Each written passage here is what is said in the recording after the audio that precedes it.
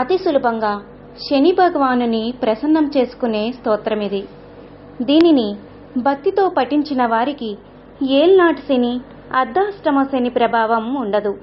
శని భగవానుని ప్రసన్నం చేసుకుంటే కష్టాలనేవి దరిచేరవు, అన్నింటా విజయం వరిస్తుంది. భక్తితో శ్రద్ధతో ఈ స్తోత్రాన్ని పఠించండి, శని భగవానుని అనుగ్రహం పొందండి.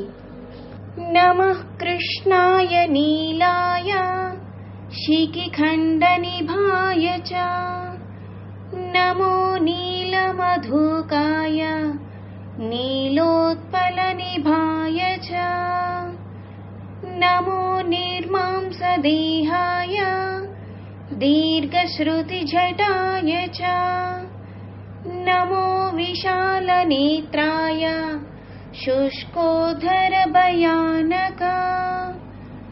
నమః పౌరుషగాత్రాయ స్థూలరోమాయ తే నమః, నమో నిత్యం క్షుధార్తాయ నిత్యతృప్తాయ తే నమః, నమో ఘోరాయ రౌద్రాయ భీషణాయ कराळिने, నమో దీర్ఘాయ శుష్కాయ కాలదంష్ట్రా నమోస్తుతే, నమస్తే ఘోరరూపాయ దుర్నిరీక్షాయ తే నమః, నమస్తే సర్వభక్షాయ వలీముఖ నమోస్తుతే, సూర్యపుత్రా నమస్తేస్తు భాస్వరో భయదాయినే, అధో దృష్టే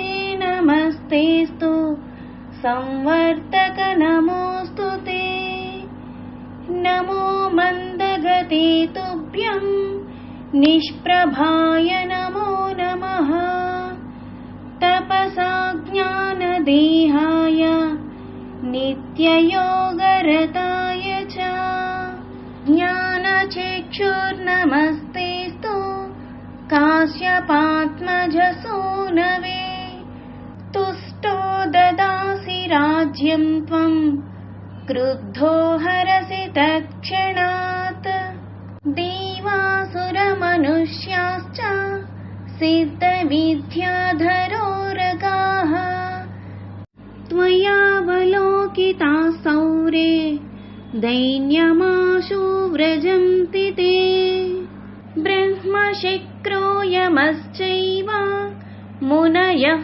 సప్తతారకః, రాజ్యభ్రష్టాః పతంతేహ తవ దృష్ట్యావలోకితః, త్వయావలోకితాస్తేపి నాశం యాంతి సమూలతః, ప్రసాదం కురు మే సౌరే ప్రణత్వా హి త్వమర్దితః. నా వీడియో కనుక మీకు నచ్చినట్లయితే లైక్ చేయండి, షేర్ చేయండి, సబ్స్క్రైబ్ చేయండి.